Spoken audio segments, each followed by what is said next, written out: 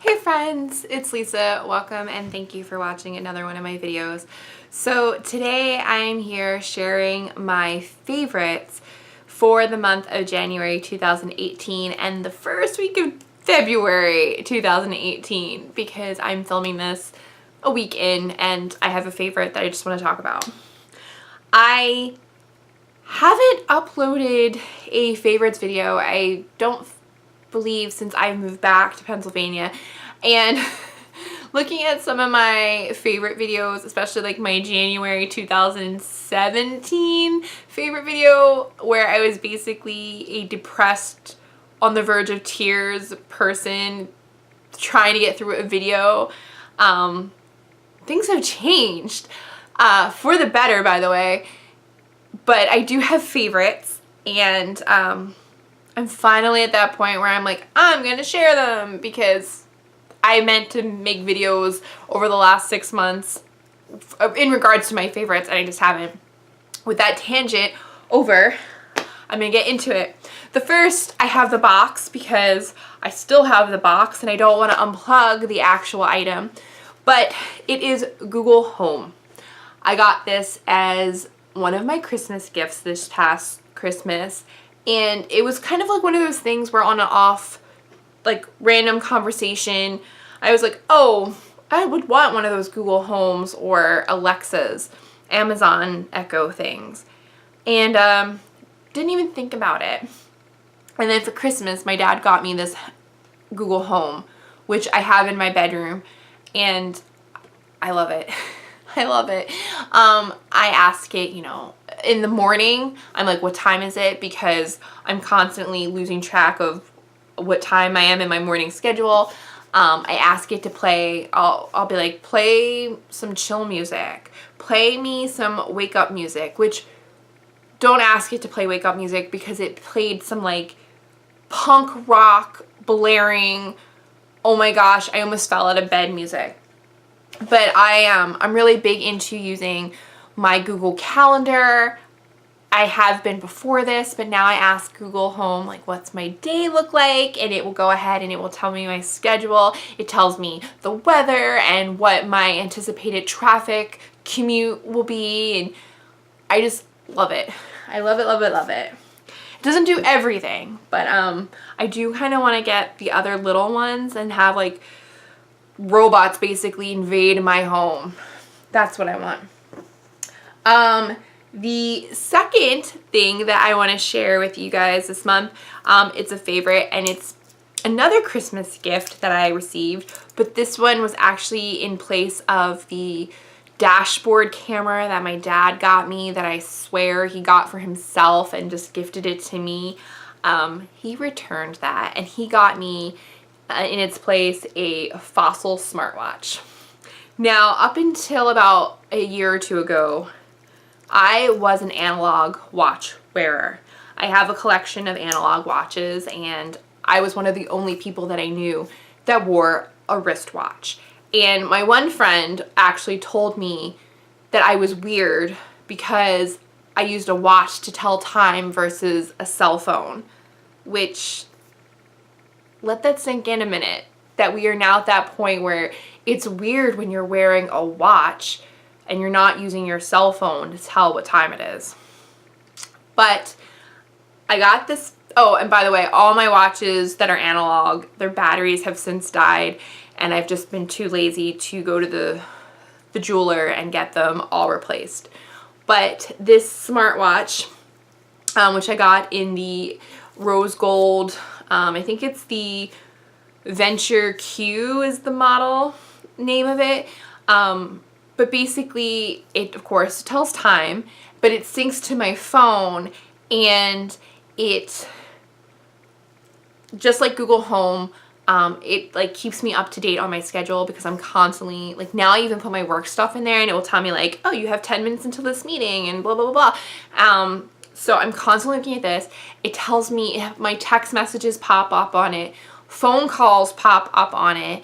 I can reply to text. I can hit answer and it will answer the phone on my phone. it can do, with Google Fit, it can do like all the stuff that the Fitbit would do in terms of tracking, and it has removable, replaceable bands. So like right now, this is obviously a metal band, but if I decided that I wanted to go ahead and get a silicone band or a leather band, they have bands at Fossil that you can go ahead and switch it out to kind of incorporate it into your different styles, which is something that I will be looking forward to in the future. But I love this watch, and I am so happy that I have a smartwatch. The next thing I have that is a favorite, it was like an unintentional favorite, and it's kind of like, oh girl, what did you do? So I have a Funko Pop collection, and one of the, if you don't know what they are, they're those little like plastic dolls that they make for everything now. So I had started to collect the Orphan Black Sistas, all the different ones they made for all the clones, the Clone Club. And the only one I didn't have, other than, anyway, the only one I didn't have is Cassima. Cassima was very hard to get a hold of, and apparently it's retired, and everywhere I turned online, it was like, oh, this $12.99 product is going for like $99 or $70 or whatever. Something completely crazy. So I'm like, I'm going to turn to good old eBay, and I'm going to enter an auction, because I haven't actually bid on something from eBay since I was in college, like 10 plus years ago. So I was like, I like got my juices flowing, because I'm like, oh my God. And I kept losing and losing and losing and losing and losing. So then one day I found this auction, and it was too good to be true. So I bid on it. And then like immediately I saw another auction for one, and it was like, it ended a couple hours before the first auction, and it was at like $10. So anyway, I got into a bidding war in both of them, and I ended up winning the first bid, because it was probably like my 8th or 9th auction in a row I had lost, and I was like, I'm not gonna lose this auction this time. No, I'm not gonna lose. And all the other auctions either ended when I was at work or when I was asleep. And this one was like prime time, East Coast time. And I was like, I'm gonna do it, I'm gonna get it. It was like my mission in life. So I won it. I felt on top of the world. And then that other auction, I was still the winner. Like, I was winning bids, and I was like, oh, no. Like, okay, now all the people that I was fighting with in this auction need to move over to that auction, because I can't win them both, which is what ended up happening. I won them both. So I actually have one in the other room, and I have this one here, but she's so adorable. The only one I don't have, here's the collection in the back. I don't have Rachel with the pencil in the eye. The reason is I have a serious thing about eye injuries. It's one of the things that gross me out the most. And the fact that when Rachel got the pencil stuck in her eye, I pretty much lost it.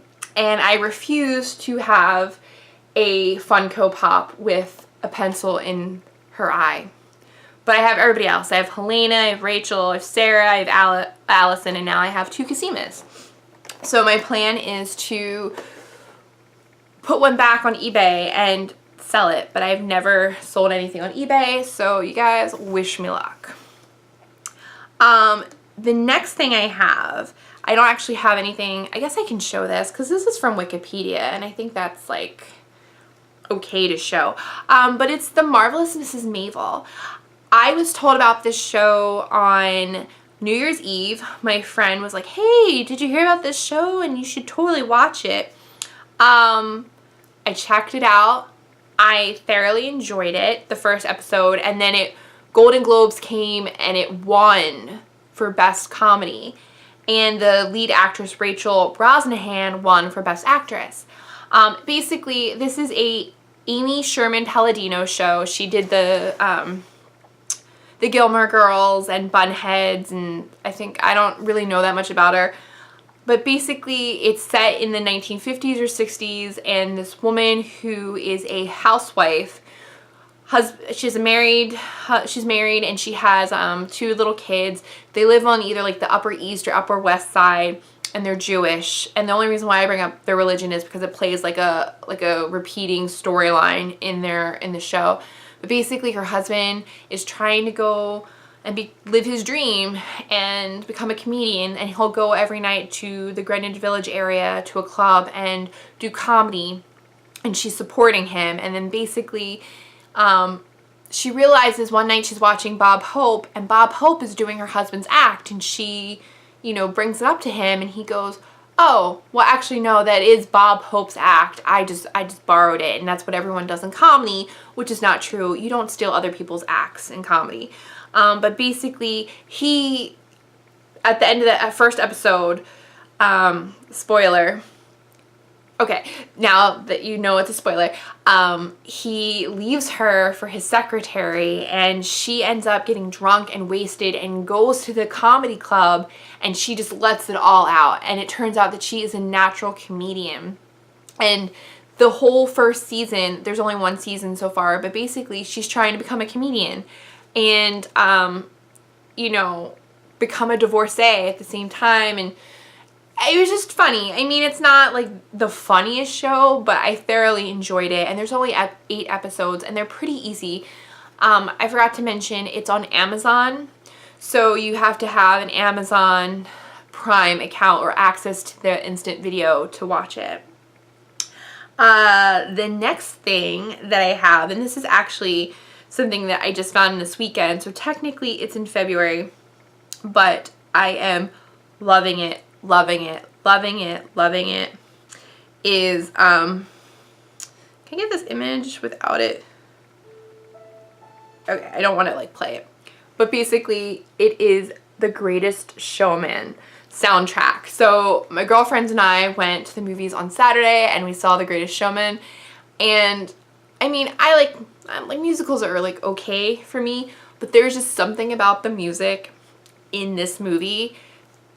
It like is in my heart, and I just keep playing the soundtrack and playing the soundtrack and playing the soundtrack. And I'm like in the car singing Never Enough, like blaring it, and or just all the songs. Or This Is Me, I'm just like imagining myself like singing it and dancing down the street and stuff, and it's so good. It's so good. It's on my computer right now, paused. I can see it. I can't recommend it enough. Even if you don't go and see the movie, check out the soundtrack. It is amazing. And then the next 2 things I have are just the makeup related items. The first thing I have is from Formula 1006. And it's called On Your Mark, and it's a blemish mark fader. So basically, I have some dark spots that aren't freckles on my skin due to acne scarring. You know, they're not like scars, but they're just like those marks that never go away after you finish having the actual blemish.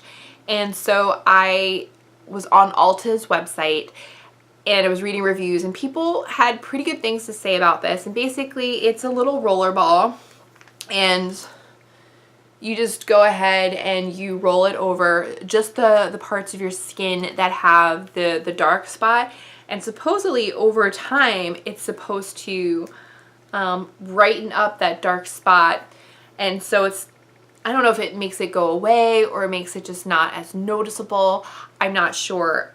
I've been using it off and on. I haven't been as committed to it as I should be, but I do feel like it's made a little bit of a difference. I'm like, oh, is that lighter? Maybe it's psychosomatic, I'm not sure, but I do like this, and I'm going to continue using it.